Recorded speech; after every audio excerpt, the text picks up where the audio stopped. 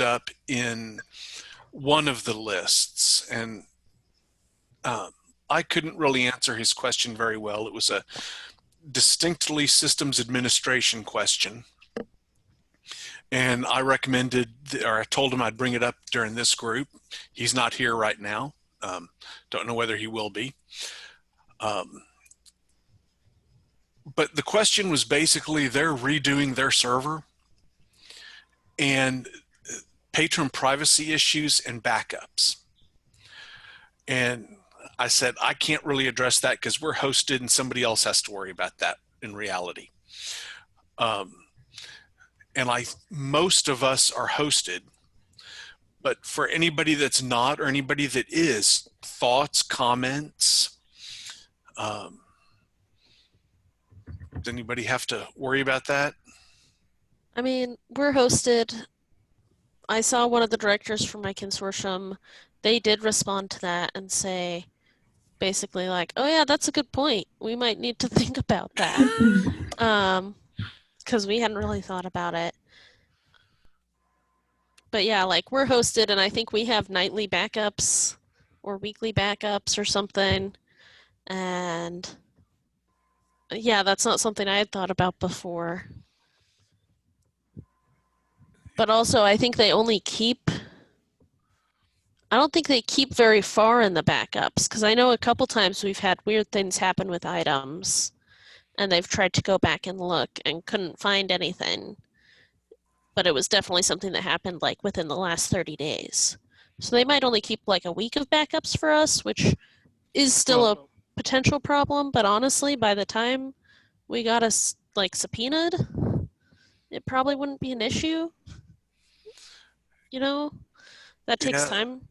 There's nobody here from Bywater right now to answer this, but I know when I was there, we did nightly, nightly for a week, and then there was, something at a month, but it wasn't a full backup.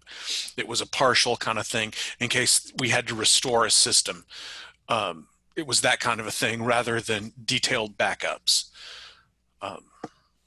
I think that's what we have, where we have like nightly backup for a week back, and I don't think the monthly backup has who has what checked out. I think it's more the catalog.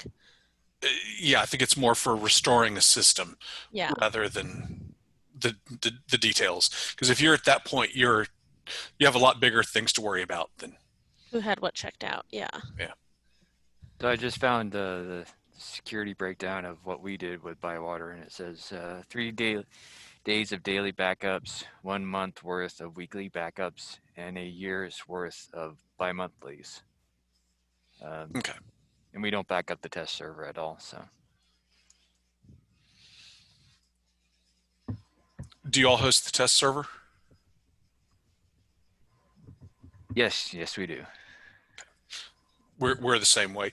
I manage my own test servers, and I don't ever back those up, and I periodically just rebuild them and get a new dump from Bywater and redo them that way.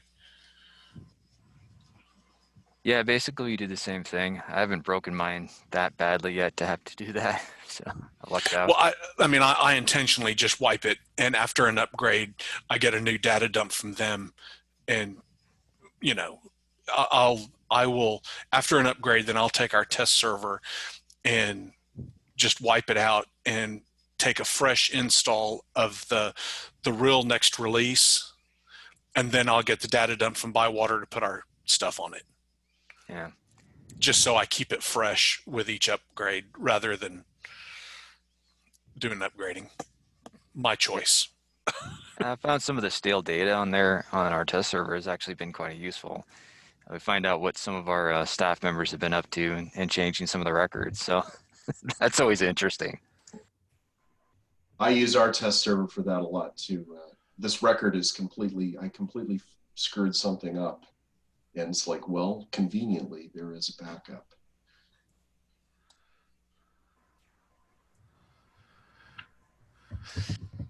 All right. That was the big question that I had pop up, and I don't remember which list that was in. I recommended him ask it to the koha community at large, and I guess he did. Yeah, I think it was on the partners list was where I originally saw it. Where I saw it was actually on the koha-sig email. Oh, maybe that's where it was. Yeah. And then I pointed him to the koha community site that had all the different listservs. Okay. I didn't get the feeling that he was a Bywater partner.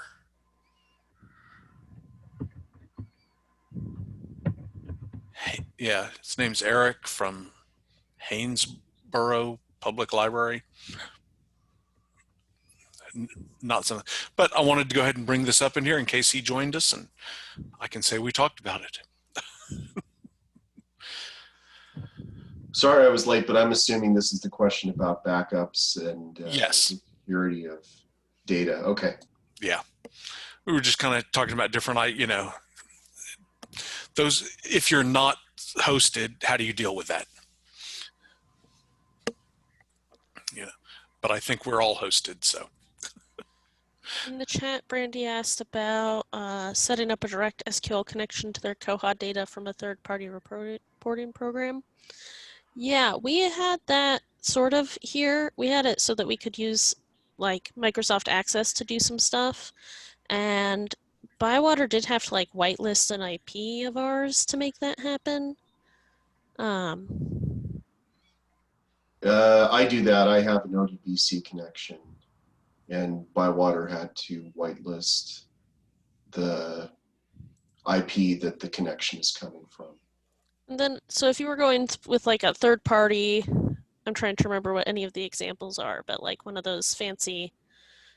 I'm setting up Urungi to do exactly that. Yeah. Yeah. You just need to get, or Power BI, yeah. Yeah, so they'll need to whitelist an IP address. And I think you'll need to have a special login, if I recall correct. We don't use the Access stuff anymore. Yeah, I used it.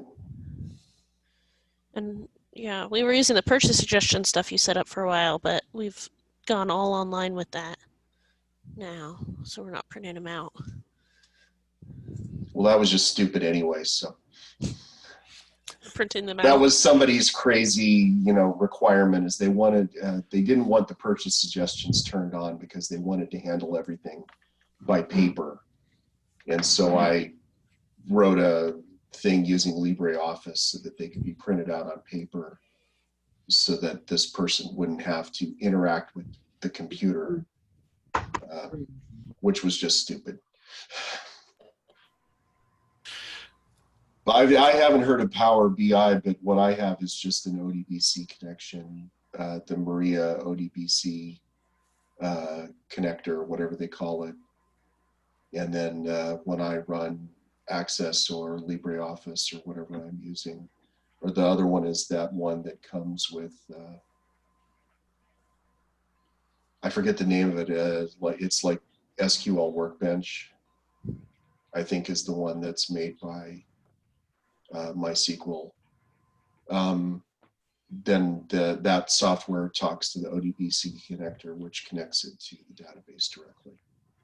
And the thing that Bywater has, if you're a Bywater customer, they don't allow these random ODBC connections to the database. That has to come from a known IP address. And so that's why, since I've been working from home, 3 times I've had to have Bywater update that IP address because the IP address at my home is not static. So since the beginning of the year, my IP on my home network has changed twice. So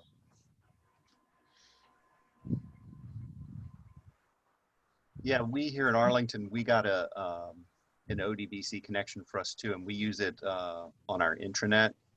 It's PHP can go ahead and do some queries, and we've got some reports that we've made available through there to some staff that don't have report options in Koha, the client, but we can expose some limited reporting functionality for some regular reports to them that way and format it in a way that's more custom to them that they can then copy and paste or import into an Excel template and print it out for stuff that they do.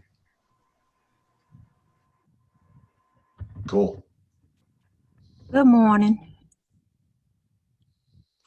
I'm Janice with the Department of Archives and History, and I have a question concerning our upgrades are coming up. We'll be upgraded to version 20. We have a production server and a test server. Our test server is not on the same page as the production server. And I would like to sync them, but I wanted to know if they can be set to sync automatically, like once a week or every 2 weeks.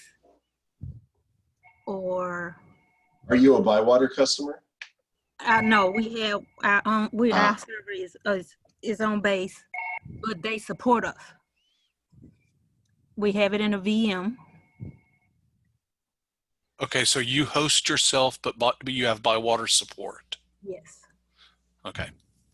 I submitted a help desk ticket, and they told me that we're working on a project on our test server. We are adding a second library. We have another division that has a library. And so we're working on that project in our test server right now. And so I don't want to lose that data. So I was going to export the records out. And once the sync was done, then I was going to import them back in. But I didn't know if it could be automatically synced on a routine. Would that mess up the project on the test server?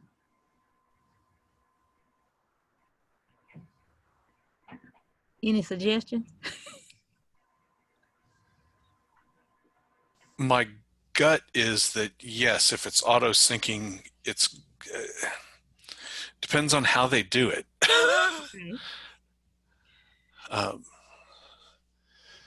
It sounds to me like, yeah, you want it synced, but you don't.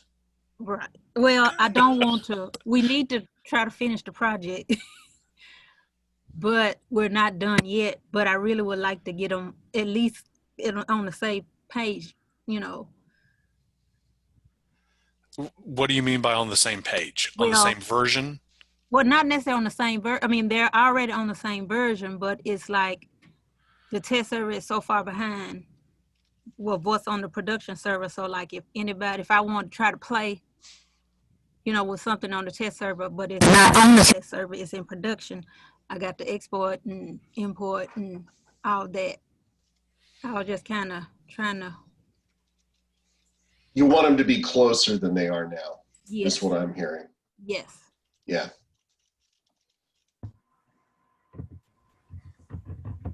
I think that's a good question for Bywater. My test server and my production server are both at Bywater. So when I want them to do things, I just ask them to do it, and usually they do. Okay. Well, I mean, I submitted a help desk ticket. They told me they would sync it. They suggested either they do it before the upgrade or after the upgrade. Yeah. But I just replied to ask about the project that we're working on. You know, once I import them back in, and then if it's on a routine to sync, will we mess that up? And I haven't heard back from anybody yet. And so I thought, since I was in this session, somebody may have some ideas. I don't. Thank you. I don't either. Thank you. I'll wait on my response and see what I get. Yeah. I think what you're asking is pretty complicated. So. Okay. Yes. And so I think you're going to get a complicated answer. All right.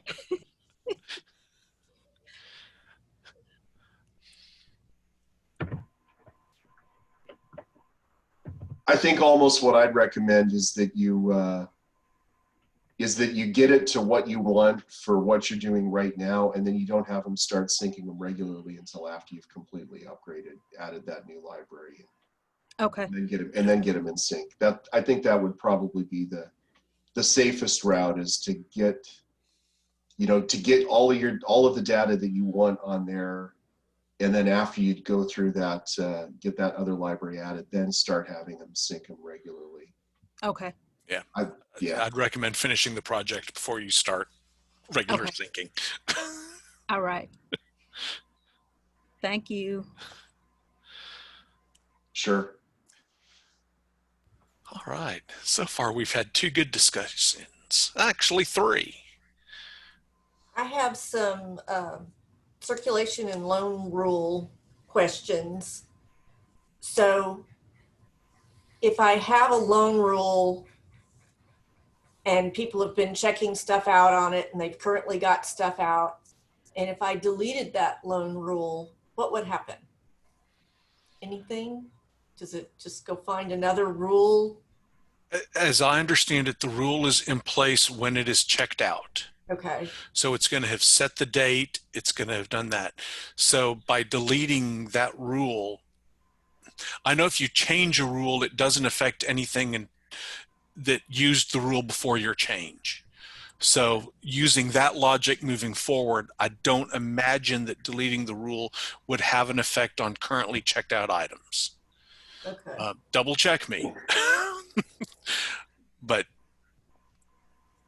That's the impression I've got when people have asked similar questions, like in the Bywater chat, that it doesn't affect the things that are already checked out. If you update the fines and your That's fines different. update on check-in, that will be affected, but the number of days of checkout will not change unless you go in and manually extend due dates or something. Well, and I guess there is some impact. Say your fine rule currently says you have a max fine of $5 for a particular item. I know you're not charging overdues, but just let me go through this. If you have that fine rule, once that rule is gone, when it's checked back in, it's not gonna, or if it keeps going, it's just gonna, I don't know what's gonna happen to an overdue if you're charging with the max fine piece of that. See, the way I understand it is, when you check something out, it doesn't know what rule is being used. There's no record in the issues table that says this is the rule that was followed when we checked it out. So yeah, every that's time, my other question. yeah, every time something happens to that item, to that issue, that line in the issues table, where it has to go back and check the rule, it's checking the rule that exists right now. So if it checks the rule that exists right now, and that rule is changed, the changes are going to apply. So if you go in and when you renew it, it's going to go and look and see which rule applies to that line in the issues table right now. So if you change a rule and then somebody renews the item, it's going to follow the rule that exists when the renewal happens. So. Yes, he said that much better than I was trying to. Well, I didn't think I said it that great.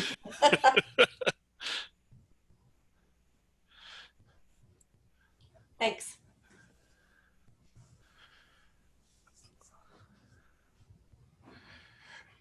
Bart, you've recently gone to no overdue fines, right? Right, and we worked with Bywater to make sure we did the going forward with the fines, correctly. And then we're looking at having them help us figure out who had fines on materials, but the material has to be returned between February 1st and basically October 1st. And we want to go back and forgive those fines because our city council made it effective with the February 1st date. But then everybody before that accrued any fines, they were covered with the previous policy. So we're set going forward. Now we're working on the kind of group in between. And we didn't know that one thing that staff had said is, okay, I guess we wipe out those fines. Do we, like they never existed? Do we waive them and see that they were waived? Do we have Bywater put some kind of a note in the record to show that they were waived because of this process? So there had been some discussion about those kinds of things. I'm sure those are fun discussions.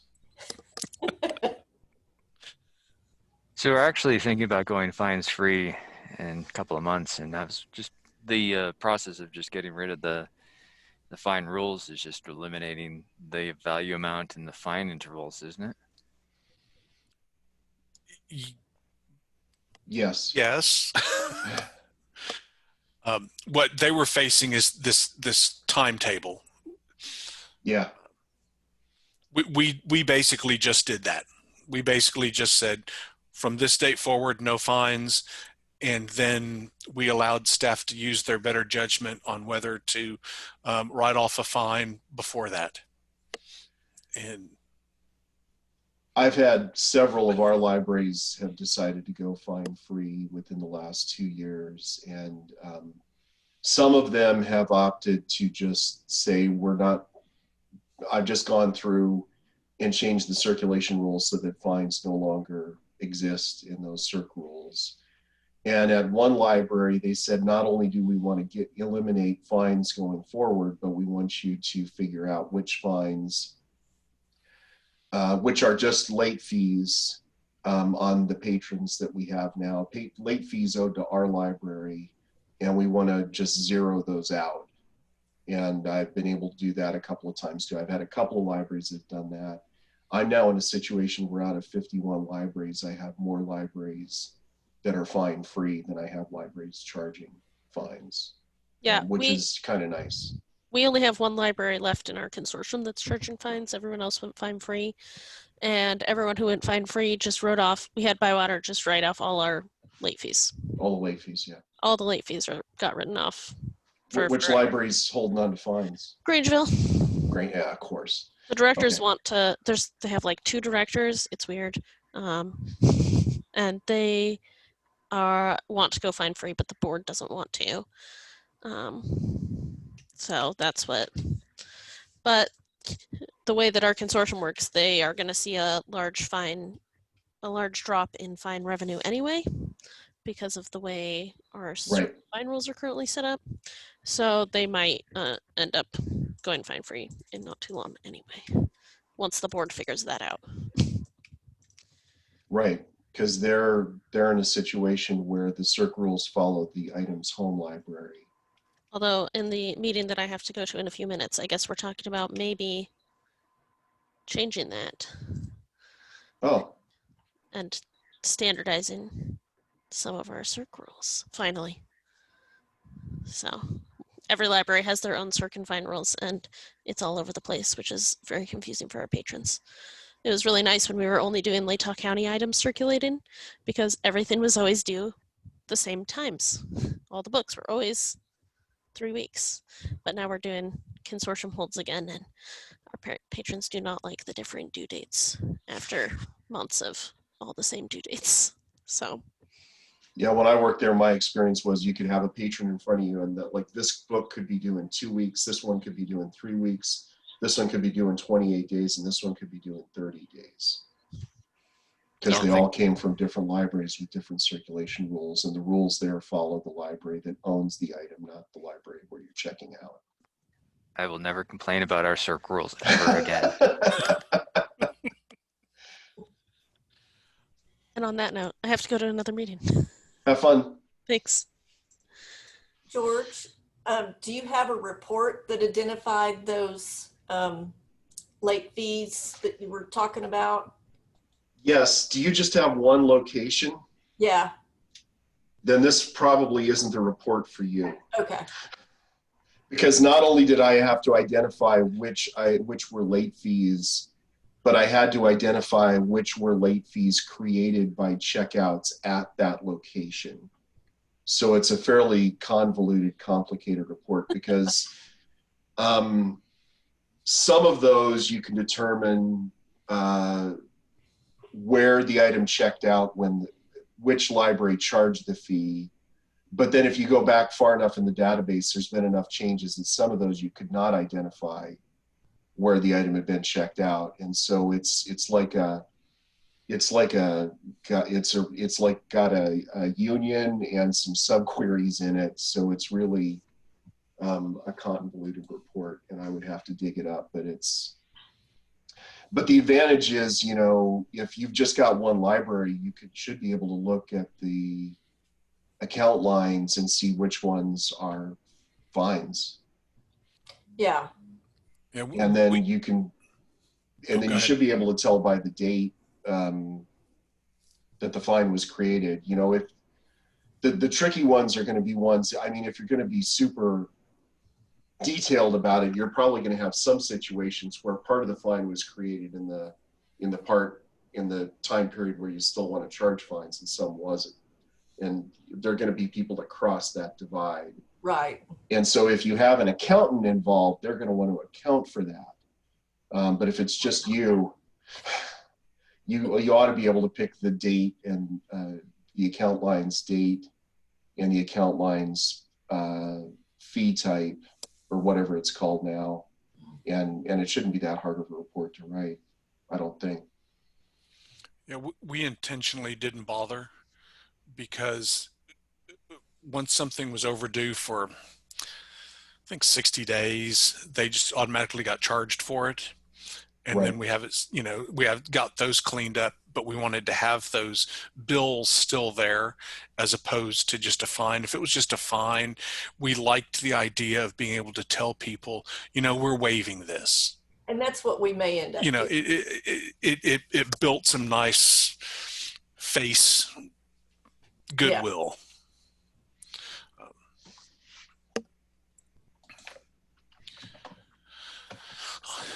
Okay, not to narrow this down to a bit of Texas talk. Has anybody played with Koha's ILL? Okay. Yes, I have. We actually tried to get it up and running for Colorado, our consortium libraries. And the problem that we ran into, although Bywater said there was a pretty easy fix, is that the request would go to the primary library or the consortium, and then they didn't know which library or which branch had the item that they needed to pull. Or if they did, they would send it directly to the consortium headquarters and it wouldn't come to like Pueblo. Were all the libraries Koha libraries?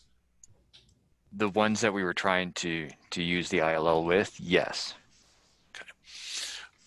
The reason I ask this is our director, who Barbara knows, and I think most of you all know, Spencer's always coming up with wild and fun ideas. And shortly we will have either 11 or 12. My mic's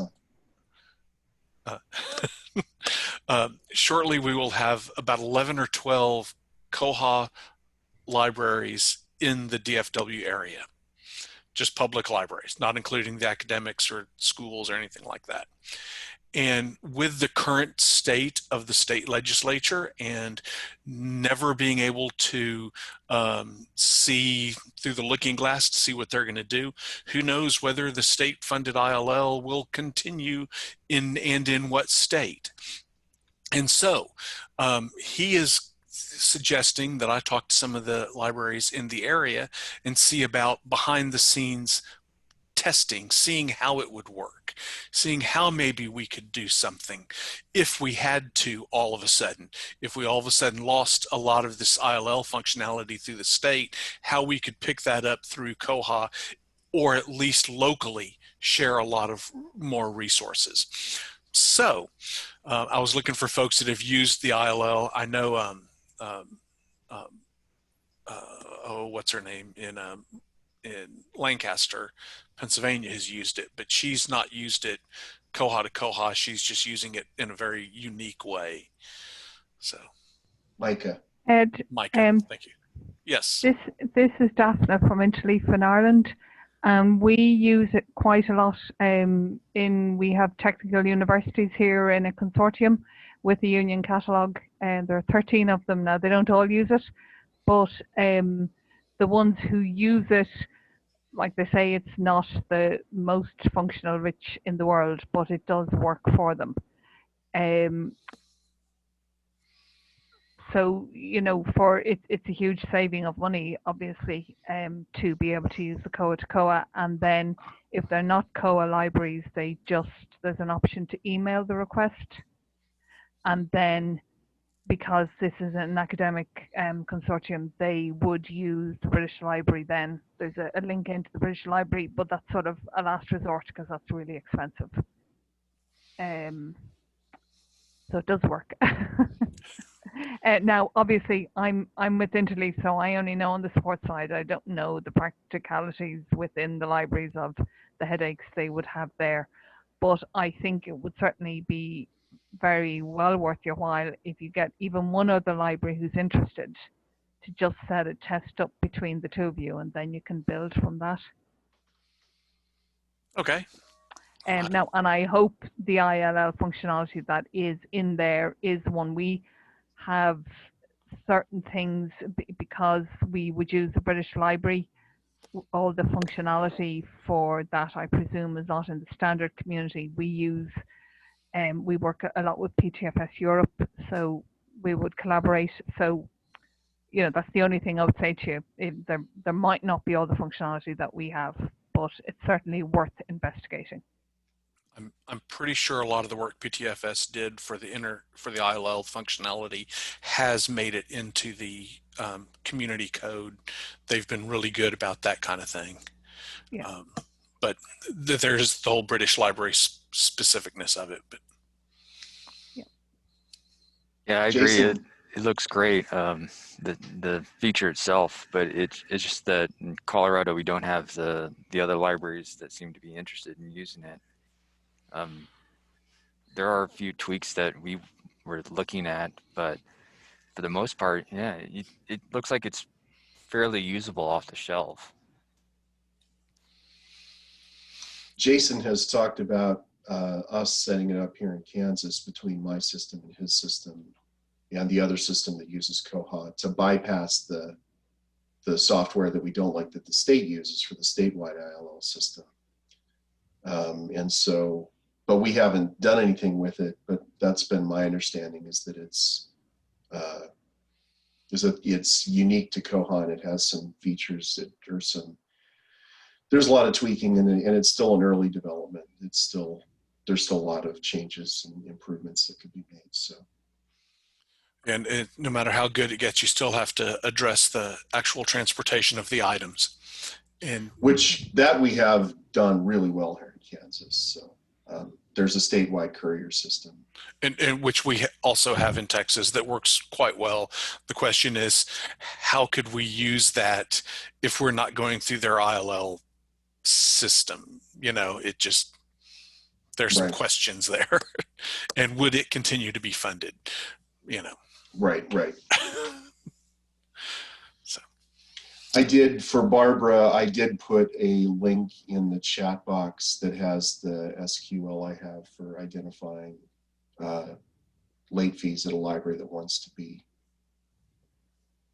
to kill those fines. So I was right. It has two unions in it.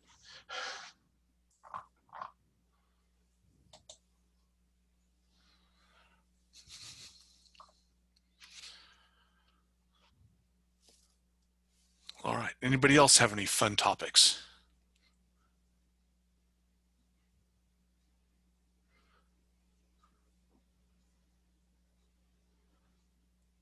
Does anybody know if there's anything cool coming up in 2005?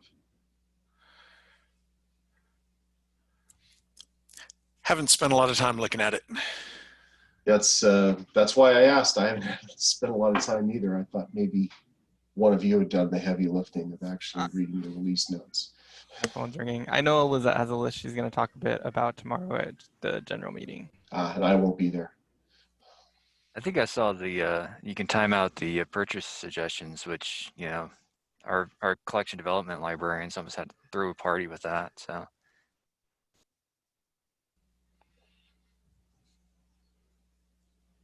So they expire after a certain amount of time. I think I might have funded that. They only users can only submit a certain amount of okay requests, and then they're limited. And we have super users that love to bombard us with requests. So that's pretty Right. cool. I think the mobile carrier is supposed to be listed on the patron details page in the staff client. So you'll have your messaging, and then you have their text number, and then you'll have their carrier listed right there, and you won't have to go into the edit to see it.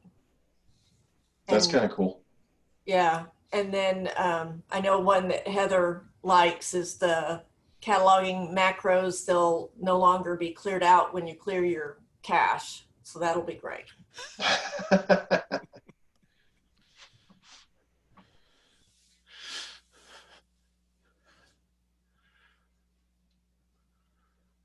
Has anybody used the curbside tool extensively? We took a look at it. We thought it looked really cool. We haven't needed to use it, but we have it set up. So I'm about to set it up on our test server for a meeting that we're having in November so that a couple of libraries can test it. We have one library that's going to continue curbside service even though they're reopened and things are going fairly smoothly there. I still have a couple of libraries that haven't reopened yet. So they have come up with a plan for what they're doing for curbside, but that's one of the things I'm not sure of what it's going to be like to rebuild this and keep working on it when there's, 50 libraries involved. We looked at it and decided it was more trouble than it was worth for the amount of curbside we're doing.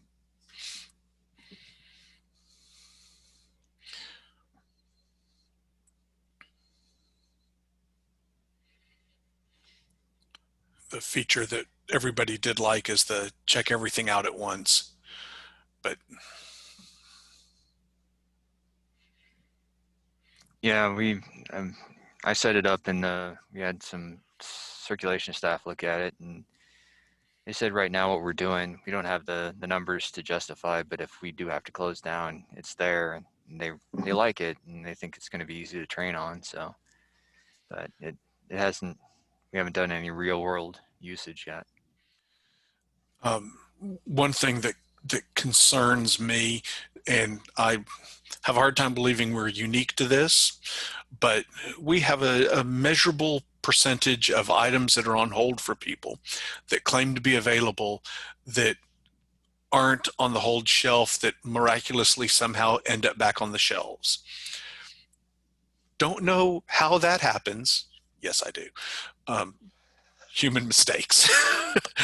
But my concern is with that ability to just check everything out at once, it's just going to take a couple of times for something to get checked out to somebody that's actually on the shelves, and that to become a bit more of a problem. We've already had a problem where we've taken things to the wrong vehicle. Those kinds of things happen. So that's an excellent point. We actually have that gremlin too. So I think the staffer that was looking at it, he's pretty much the head of the curbside task force that we had, and I'd hope that he'd train his staff to look at all the material before he does the batch checkout, but mistakes are made. So that's a very good point. Yeah, we've been using the batch checkout to good effect. Everybody now knows once they use the batch checkout to go back to the main checkout page. First of all, look at the batch checkout page and see if there was anything that it said didn't check out for one reason or another. But then go back to the main checkout page and see if there's still anything waiting that wasn't there. And frequently there's something there, and then they have to go track that item down. The other problem we have is we have way too high, well, I'm not going to say that. We have a very high limit on the number of holds people can place. We have times where people are picking up anywhere from 25 to 50 holds. And when you get that many books in a stack, mistakes tend to happen.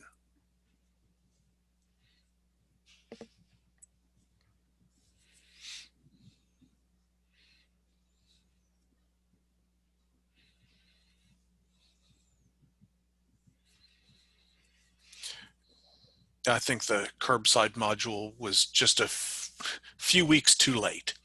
If everybody had had it when they closed down, I think it. Well, you never know what's going to happen. Yeah. Yeah, I totally agree. God willing, we don't have to close down again, but it is a nice tool. I would be shocked if we closed down again in Texas for anything. So we're opening more things up as we Yeah. speak. The state basically just said bars can be open, you know, if the local governments say it's okay.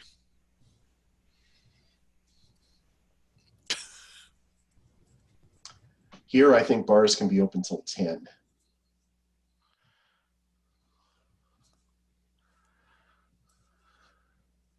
And the KU football coach has COVID-19, which I think that was just his way of saying, you know, we lost by 40 points last week. I'm giving up. It's 47-7.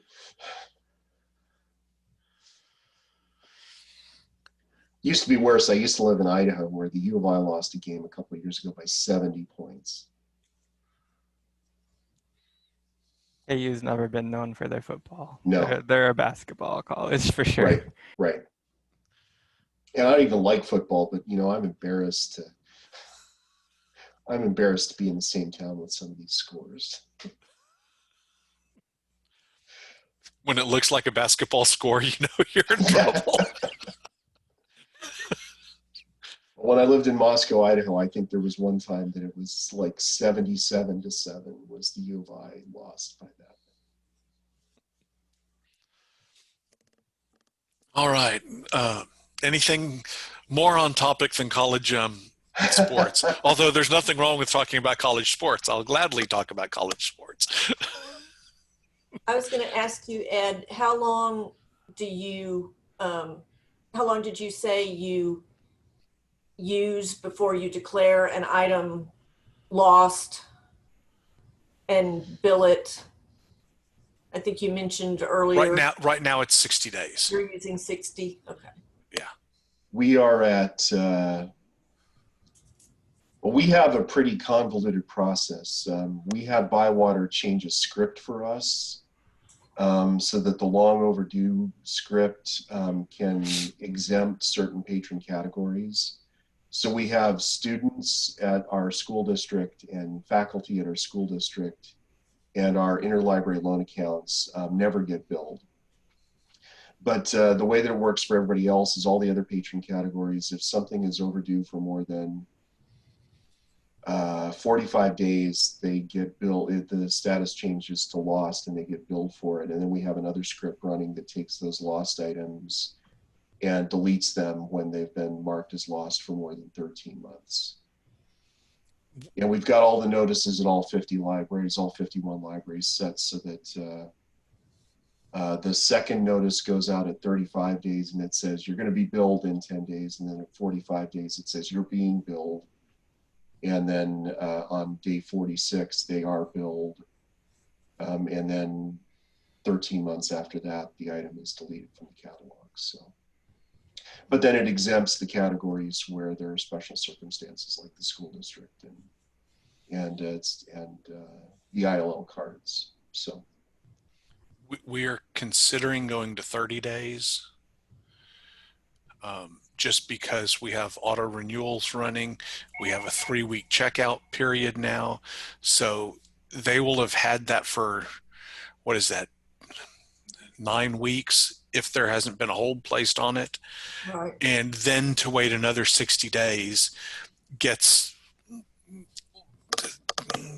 like I said, there are discussions about moving it to 30 days after. That's what I think we're looking at is 30. I think 45 days this was a plan that was put into place before I moved to Kansas. And I believe that 45 days was what was settled on based on, having 49 libraries at the time to weigh in on what they thought was a good amount of time. So Ours is set at 99 days, but it also doesn't do anything. Like because we have lots of situations where a patron loses another library's item. So the decisions were made before I came, but basically we don't want anything charging to the account that might slip through the cracks. So yeah, we're not using that functionality as well as we probably could.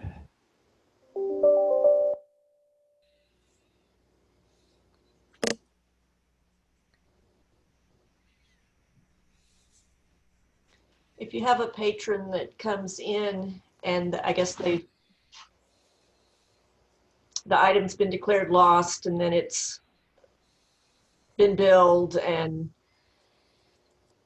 they pay for it and then they find it, do you have a period of time that you set saying, you know, if it's within such and such days, we'll take it back and refund, but if it's older than something, we won't?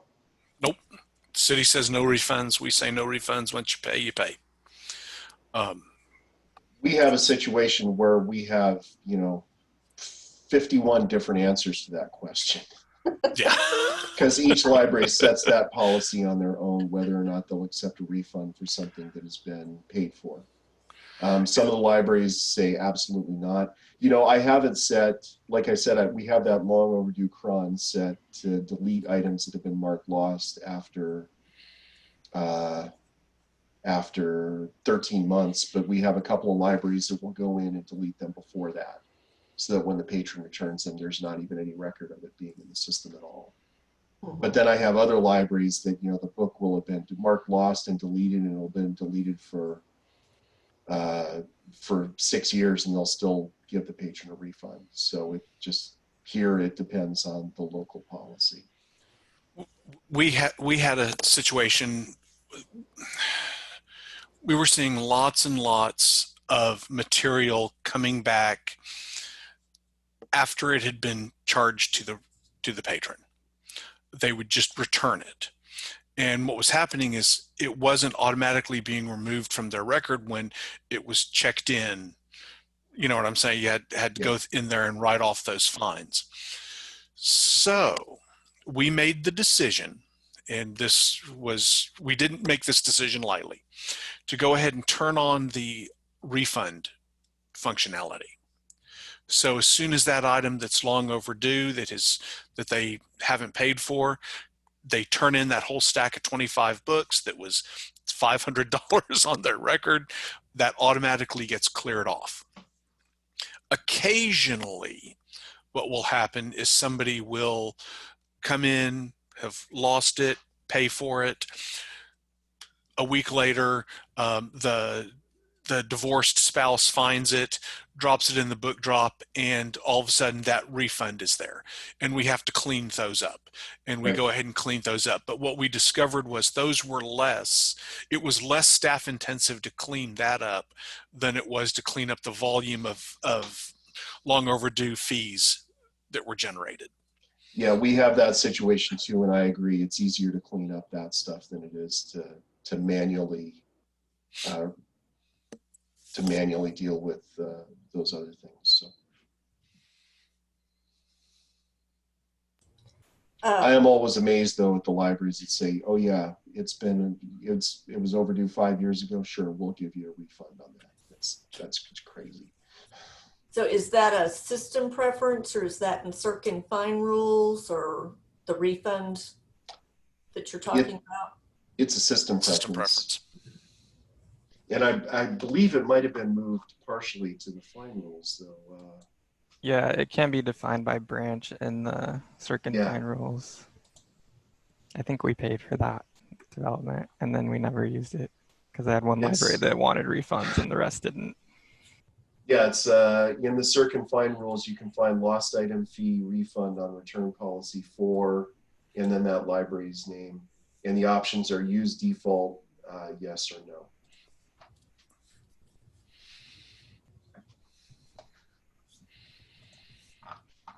And I don't know what the name of the system preference is, system-wide. It probably has something to do with the word search refund, it'll come up. Yeah. Yeah. Thanks. The system preference is refund lost on return control. Does that sound right? No, that's not quite it.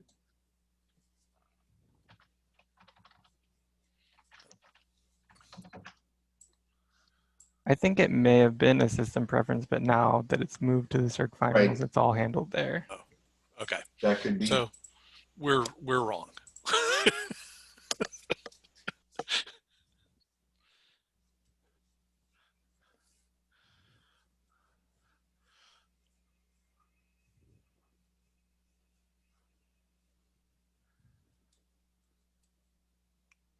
All right. Any other fun, interesting questions? Barbara, when are y'all have gone fine free? Yes, You're just cleaning up issues at this point. right.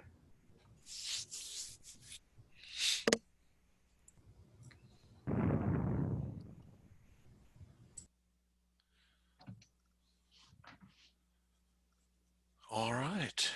Well, we've got about 5 minutes left.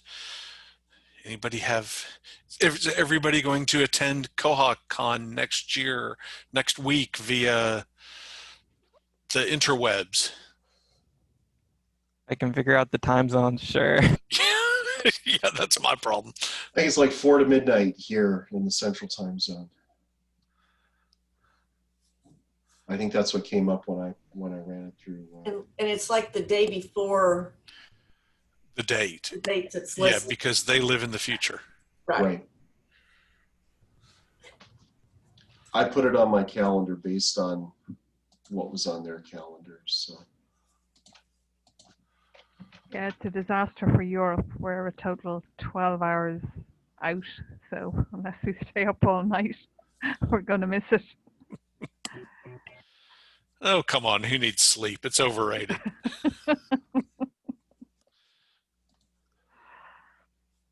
For me, that's like all I'm doing next week. Now, don't get me wrong. If we could have gone in person, I'd have been very happy to attend. Have a lovely trip. COVID or not, there's no way I was getting there unless I completely did it on my own. Yeah. Oh, well, that's what I meant as well. There's no way Interleaf were going to pay.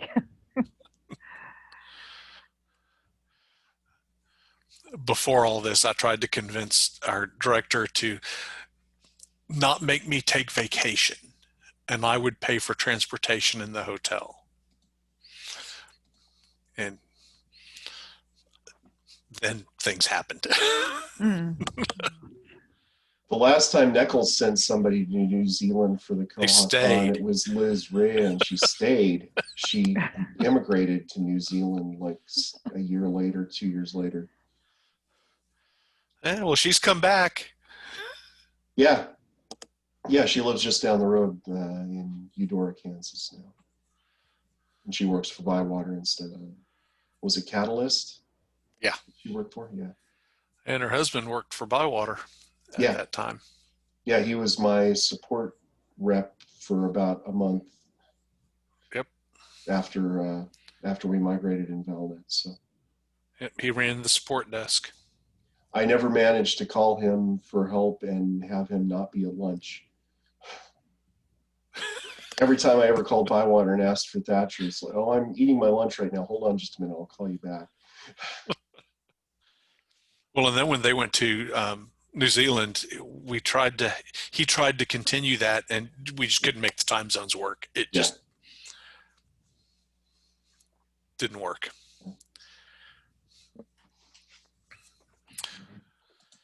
All righty. Well, it's about that time. So when's the general meeting? The general meeting's tomorrow. I'm getting ready to hit send on the agenda. So tomorrow at 10:30 Central, 8:30 Pacific, sometime UTC. Yeah, I won't be there. It will be recorded as always, so feel free to hit that up too. I will try to be there. Whenever we turn on YouTube on the TV when we're sitting down to watch TV after dinner, if we put on YouTube, it's like, oh, there's another video from Bywater from Matt. Oh, it's the Monday Minutes, and I'll start it. And my wife will go, God, can you just not, you know? And she is convinced there's the one with the one on the curbside plug-in, I think it is, where it's Kelly and Jesse and Kyle, and she swears it's like the Sweaty Balls skit from Saturday Night Live. She says they sound just like those two women from Saturday Night Live doing that sketch with, you know, Alec Baldwin.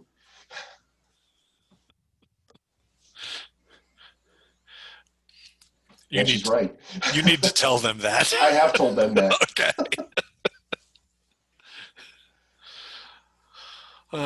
All right. Well, our hour is up.